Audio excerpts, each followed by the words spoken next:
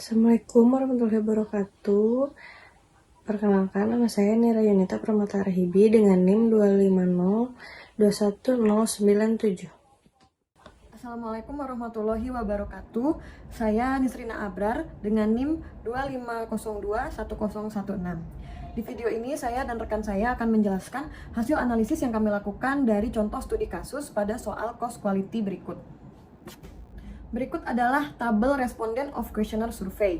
Dapat dilihat bahwa terdapat 3 buah proyek, yaitu proyek 1, 2, dan 3 yang bergerak pada konstruksi fasilitas umum yang dilaksanakan oleh 2 jenis perusahaan, yaitu perusahaan milik negara yaitu kontraktor A dan perusahaan milik swasta yaitu kontraktor B, dengan jumlah responden sesuai dengan tabel. Responden hasil survei terdiri dari personel proyek. Yang pertama, manajer kontrol kualitas dan staf, kemudian manajemen kontrol biaya dan staf. 53% responden dari Departemen Pengendalian Biaya dan 47% dari Departemen Kontrol Kualitas Proyek.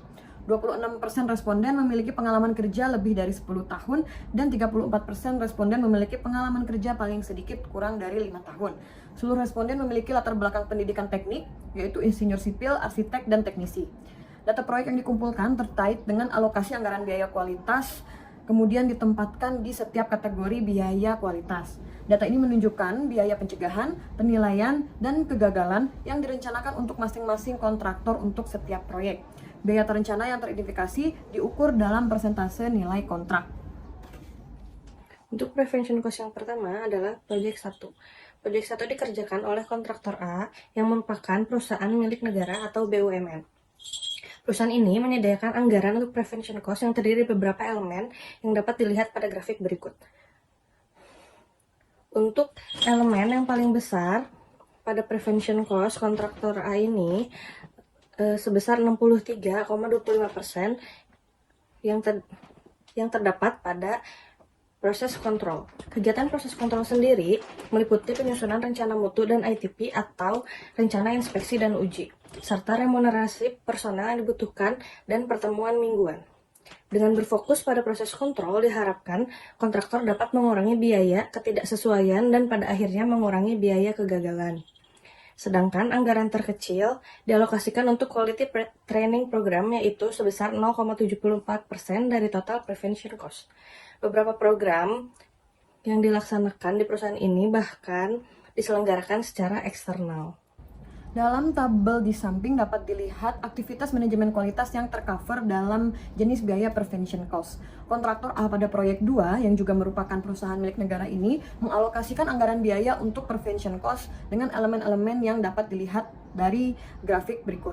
Dapat dilihat bahwa pada pengelolaan prevention cost di proyek 2 yang paling besar pada kegiatan proses kontrol, yaitu sebesar 56,56%, dan juga pada elemen administration yang relatif tinggi, yaitu sebesar 26,56%. Kontraktor pada proyek 2 ini memperhitungkan prevention cost lainnya dalam bentuk administration, supplier quality evaluation, quality planning.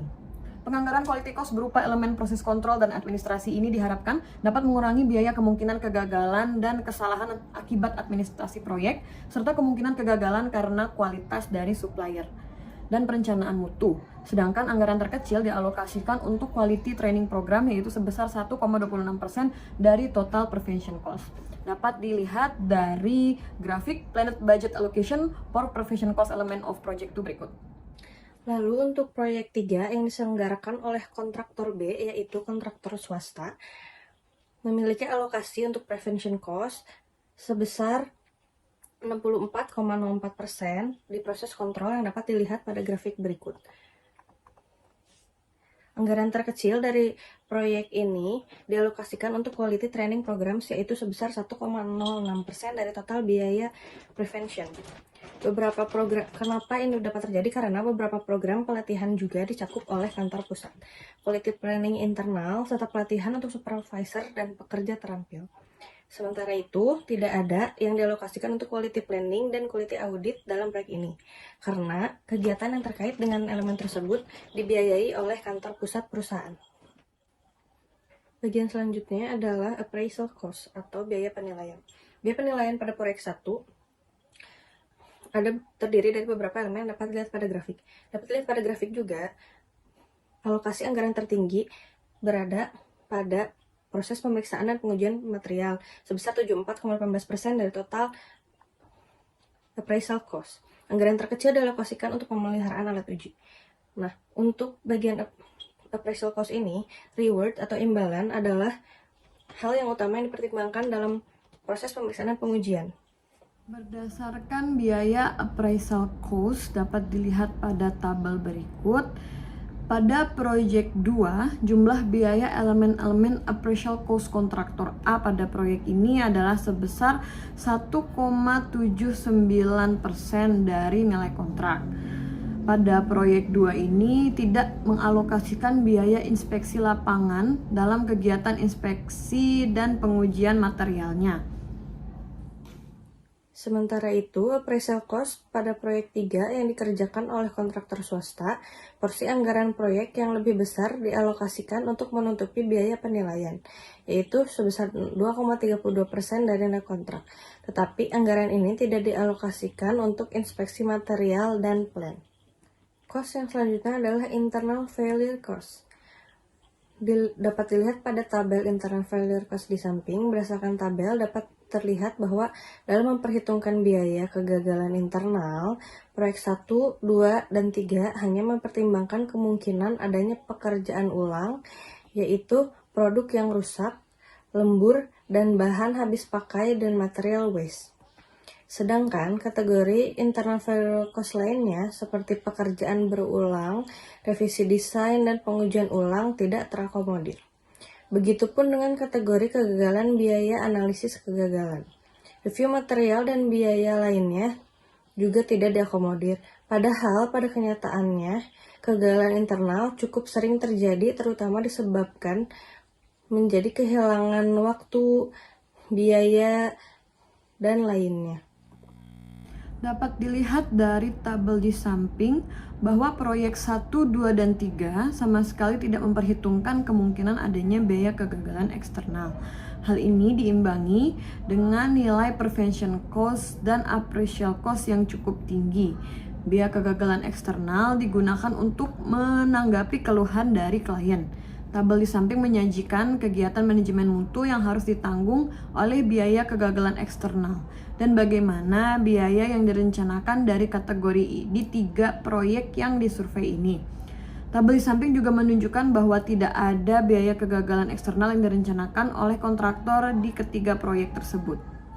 Tabel di samping menunjukkan ringkasan quality cost yang direncanakan dan diidentifikasi dalam 3 proyek yang disurvei. Dinyatakan dalam persentase nilai kontrak. Quality cost, seperti yang telah disebutkan sebelumnya, adalah jumlah dari preventive cost, appraisal cost, dan failure cost. Untuk proyek 1 yang dikerjakan oleh perusahaan milik negara memiliki total biaya kualitas terendah, yaitu 2,537% dari nilai kontraknya dibandingkan dengan 2 proyek lainnya, sehingga ketika preventive cost dan appraisal cost rendah, failure cost pada proyek 1 menjadi tinggi.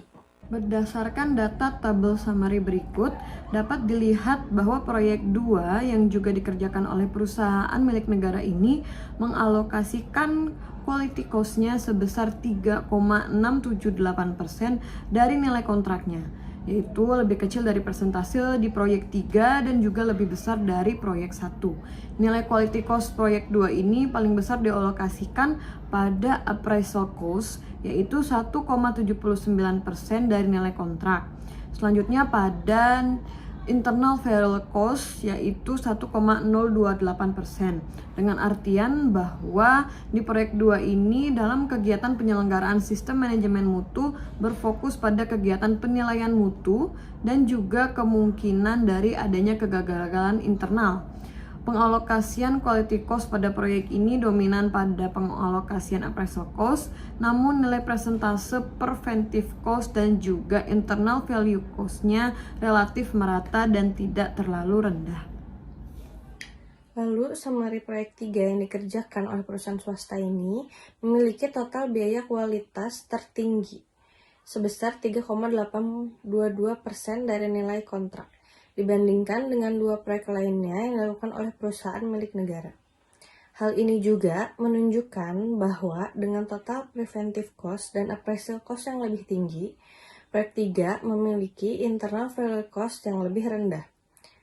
Hal ini Sesuai dengan teori bahwa preventive cost dan appraisal cost akan lebih tinggi dengan peningkatan kualitas yang direncanakan. Sedangkan biaya kegagalan akan berkurang ketika kualitas itu sendiri ditingkatkan. Dari hasil analisis ini, kami menyarankan aktivitas yang tercakup dalam appraisal cost sebagian besar memang mendapat perhatian kontraktor dibandingkan dengan aktivitas manajemen mutu lainnya. Sedangkan failure cost mendapat perhatian paling sedikit dalam perencanaan biaya kualitas. Kesulitan dalam mengidentifikasi quality cost yang direncanakan ditemukan pada failure cost.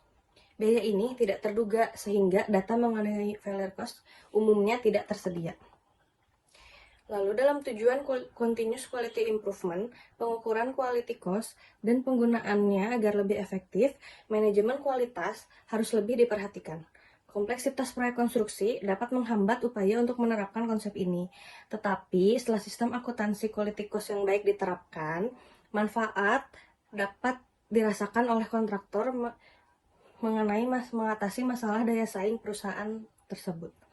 Banyak pekerjaan yang masih harus dilakukan oleh kontraktor untuk membuat sistem pencatatan yang baik.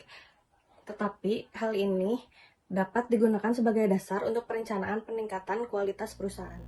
Sekian penjelasan tugas hasil analisis studi kasus cost quality oleh saya Danira. Kurang lebihnya mohon maaf. Terima kasih. Wassalamualaikum warahmatullahi wabarakatuh.